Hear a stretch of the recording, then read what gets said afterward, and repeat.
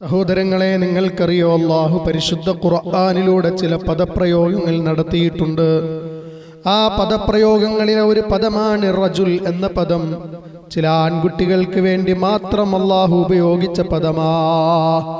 അധർമ്മം നടക്കുമ്പോൾ ഒന്നും ഉരിയാടാതെ നിഷ്ക്രിയമായി നിൽക്കുന്ന ഒരു സമൂഹത്തിനിടയിലേക്ക് അരുത് കാട്ടാളന്മാരെ, അരുതരുത്, ഇത് അധർമ്മമാണ് എന്ന് പറയാൻ നട്ടല് നിവർത്തി നെഞ്ചുയർത്തി എഴുന്നേറ്റ് നിൽക്കുന്ന ആൺകുട്ടികളുണ്ടല്ലോ, അവരെ കുറിച്ച് അല്ലാഹു പറയാൻ ഉപയോഗിച്ച പദമാ റജുലു എന്നുള്ളത്.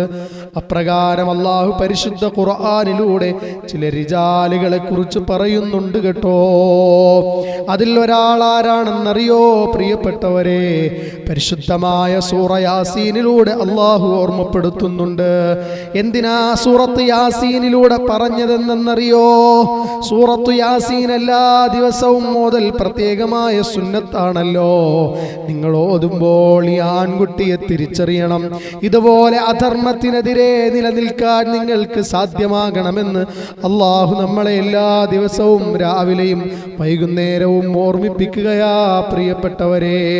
സൂറത്ത് യാസീനിൽ പറഞ്ഞ സംഭവം എന്തെന്നറിയോ?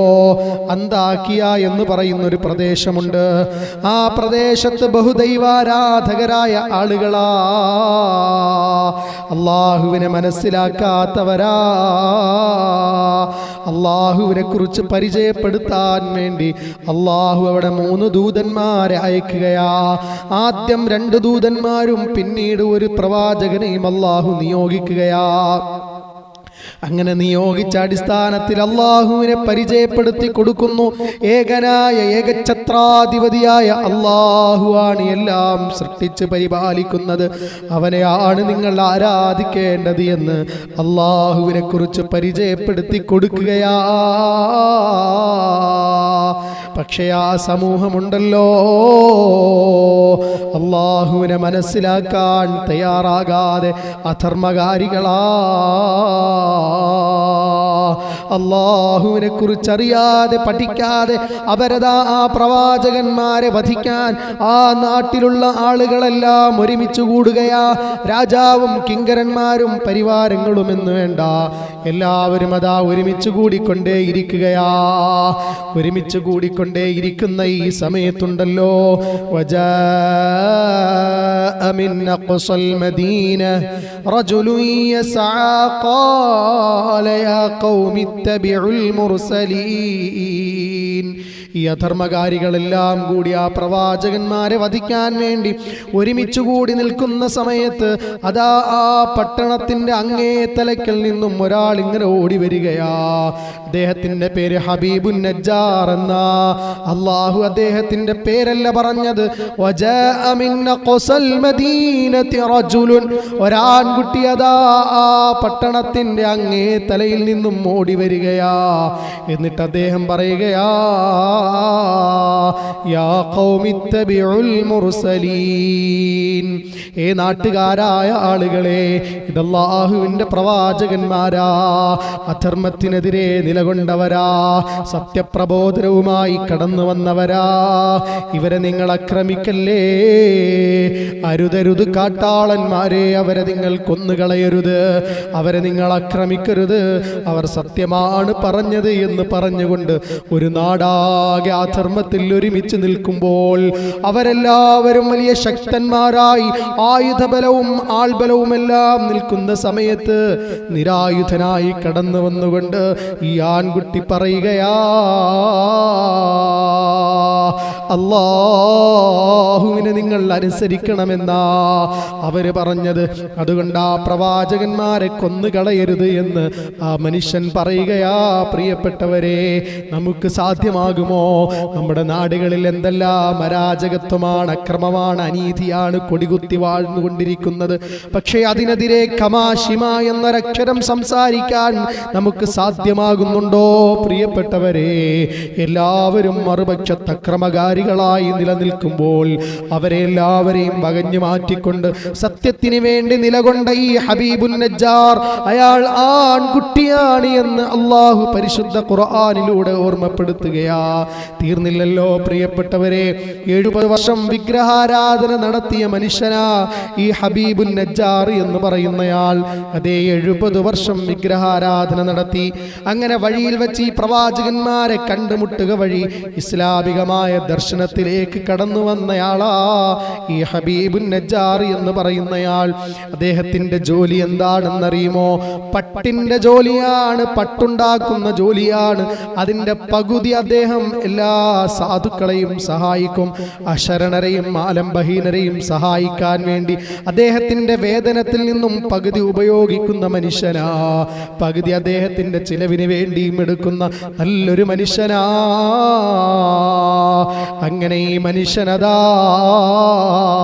അധർമ്മകാരികളായ ആളുകൾക്കിടയിലേക്ക് കടന്നു വന്നിട്ട് സത്യപ്രബോധകരാണ്, അള്ളാഹുവിനെയാണ് നിങ്ങൾ ആരാധിക്കേണ്ടത് എന്ന് പറഞ്ഞുകൊണ്ട് ആ പ്രവാചകന്മാരെ സപ്പോർട്ട് ചെയ്യുമ്പോൾ അവിടെ കൂടിയിരിക്കുന്ന ആളുകളെല്ലാം ഹബീബുൻ നജ്ജാറിന്റെ ഭാഗത്തേക്ക് വരികയാ. ഹബീബുൻ നജ്ജാറിനെ അതാ അടിക്കുകയാ, ഇടിക്കുന്നു പ്രിയപ്പെട്ടവരെ, തൊഴിക്കുന്നു. ശക്തമായ മർദ്ദനം, ആൾക്കൂട്ടമർദ്ദനം അദ്ദേഹത്തിനെതിരെ നടത്തുകയാ. അങ്ങനെയാണല്ലോ ഒരു വിഭാഗം ഫാഷിസ്റ്റ് ശക്തികൾക്ക് സത്യം പറയുന്നത് ഇഷ്ടമല്ലല്ലോ. സത്യം പറയുന്ന ആളുകളെ എങ്ങനെയെങ്കിലും ഈ ഭൂമിയിൽ നിന്നും നിഷ്കാസനം ചെയ്യാനാണല്ലോ അധർമ്മകാരികൾ ആൾക്കൂട്ടമർദ്ദനം അഴിച്ചുവിടുന്നത്. അപ്രകാരം ഹബീബുൻ നജ്ജാറിന്റെ നേരെ ആൾക്കൂട്ടമർദ്ദനം നടത്തുകയാ. അദ്ദേഹം നിലത്തേക്ക് വീഴുകയാ. തീർന്നില്ല പ്രിയപ്പെട്ടവരെ, നിലത്തേക്ക് വീണ് അദ്ദേഹത്തിന്റെ പ്രാണൻ ഇങ്ങനെ അകന്നു പോകുന്ന ആ സമയമുണ്ടല്ലോ, അദ്ദേഹം പറയുകയാ, ഇന്നി ആമന്തു ബിറബ്ബിക്കും ഫസ്മഊൻ. ഞാൻ പറയുന്നത് എന്നെ അടിക്കണ്ട, എന്നെ ഇടിക്കണ്ട, എന്നെ തൊഴിക്കണ്ട, എന്നെ ചവിട്ടണ്ട, എന്നെ നിങ്ങൾ ആക്രമിക്കണ്ട എന്നല്ല ഞാൻ നിങ്ങളോട് പറയുന്നത്. ഞാൻ എൻ്റെ റബ്ബിൽ വിശ്വസിച്ചു. നിങ്ങൾ ആ വാക്കൊന്ന് ശ്രദ്ധിച്ച് കേട്ടാൽ മാത്രം മതിയെന്ന് ആ മനുഷ്യനതാ ആ ആളുകളോട് പറയുകയാ. അവർ കേട്ടില്ലല്ലോ പ്രിയപ്പെട്ടവരെ. അള്ളാഹുവിനെ കുറിച്ച് അവർക്ക് കേൾക്കാൻ സന്നദ്ധമായില്ല. അവരുടെ ചെവികൾ അടഞ്ഞു പോയില്ലേ. അവരതാ ശക്തമായി ഹബീബുൻ നജ്ജാർ എന്ന ആൺകുട്ടിയെ ശക്തമായി മർദ്ദിക്കുകയാ. അദ്ദേഹത്തിന്റെ പ്രാണൻ ഇങ്ങനെ അകന്നു പോകുന്ന സമയത്ത് അദ്ദേഹത്തിനോട് പറയപ്പെടുകയാ, ഖീല ദഖുലിൽ ജന്ന, ഖീല ദഖുലിൽ ജന്ന, ഖാല യാ ലൈത ഖൗമി യഅലമൂൻ. നിങ്ങൾ സ്വർഗ്ഗത്തിൽ പ്രവേശിച്ചു കൊള്ളുക, നിങ്ങൾ സ്വർഗ്ഗത്തിൽ പ്രവേശിച്ചു കൊള്ളുക എന്ന് അദ്ദേഹത്തിനോട് ഇങ്ങനെ വിളിയാളമുണ്ടാകുകയാ. പ്രിയപ്പെട്ടവരെ, അദ്ദേഹത്തിന്റെ പ്രാണൻ അദ്ദേഹത്തിന്റെ ശരീരത്തിൽ നിന്ന് അകന്നു പോയിട്ടും അവരതാ അദ്ദേഹത്തിനെ ശക്തമായി മർദ്ദിക്കുകയാ. അദ്ദേഹത്തിന്റെ വയറ് പൊട്ടി കുടൽമാല പുറത്തു വരുന്നതുവരെയും അവരദ്ദേഹത്തിനെ ശക്തമായി മർദ്ദിക്കുകയാ. നോക്കൂ പ്രിയപ്പെട്ടവരെ, അടിസ്ഥാനപരമായി മുസ്ലിമല്ല, പ്രവാചകന്മാരെ കണ്ട് അള്ളാഹുവിലുള്ള അടിയുറച്ച വിശ്വാസം ഹൃദയത്തിൽ രൂഢമാക്കിയ ഹബീബുൻ നജ്ജാർ ഉണ്ടല്ലോ, ആ ഹബീബുൻ നജ്ജാർ അള്ളാഹുവിനെ കുറിച്ച് ദൃഢമായി വിശ്വസിച്ചു. അധർമ്മം നാട്ടിൽ അരങ്ങേറിയപ്പോൾ അതിനെതിരെ ശക്തമായി അദ്ദേഹം നിലപാടെടുക്കുകയും അതേ ആ നിലപാടിന്റെ പേരിൽ ഈ ലോകത്ത് നിന്ന് വിട പറയുകയും ചെയ്ത മനുഷ്യനാ. അവനാണ് ആൺകുട്ടിയെന്ന് അള്ളാഹു ഓർമ്മപ്പെടുത്തുകയാ പ്രിയപ്പെട്ടവരെ. ആയതിനാൽ നമ്മളും ആൺകുട്ടികളാകണം കേട്ടോ.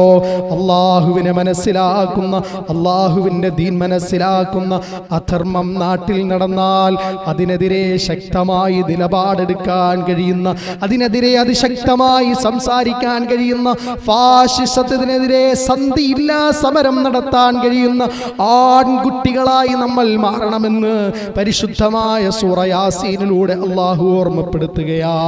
അപ്രകാരം ആൺകുട്ടികളായി ജീവിക്കണം കേട്ടോ. അള്ളാഹു നമുക്ക് തൗഫീഖ് നൽകി അനുഗ്രഹിക്കുമാറാകട്ടെ. അതാണ് റജുൽ, ഇതാണ് ആൺകുട്ടി. ഇങ്ങനെയാകണം ആൺകുട്ടി എന്നാണ് അള്ളാഹു ഓർമ്മപ്പെടുത്തുന്നത്.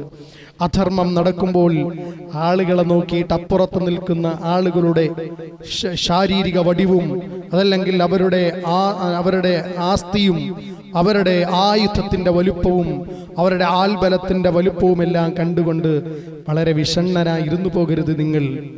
ആരാണെങ്കിലും അവർക്കെതിരെ ശക്തമായി, അധർമ്മമാണെങ്കിൽ അതിനെതിരെ സംസാരിക്കാൻ നിങ്ങൾക്ക് സാധ്യമാകണമെന്നാണ് പരിശുദ്ധ ഖുർആൻ ഓർമ്മപ്പെടുത്തിയത്. അതും സൂറത്ത് യാസീനിലാണ്. എല്ലാ ദിവസവും രാവിലെയും വൈകുന്നേരവും മുതൽ പ്രത്യേകമായ സുന്നത്തുള്ള സൂറത്ത് യാസീൻ. ഈ സൂറത്ത് യാസീനോദി ഇതിലൂടെ ഗുണപാഠം ഉൾക്കൊള്ളണമെന്ന് അള്ളാഹു ഓർമ്മപ്പെടുത്തുകയാണ്. അള്ളാഹു അപ്രകാരം ആൺകുട്ടികളായി നമുക്ക് നിലനിൽക്കാൻ തൗഫീഖ് നൽകി അനുഗ്രഹിക്കട്ടെ. ആമീൻ. അള്ളാഹു റബ്ബുൽ ഇസ്സത്ത് അപ്രകാരം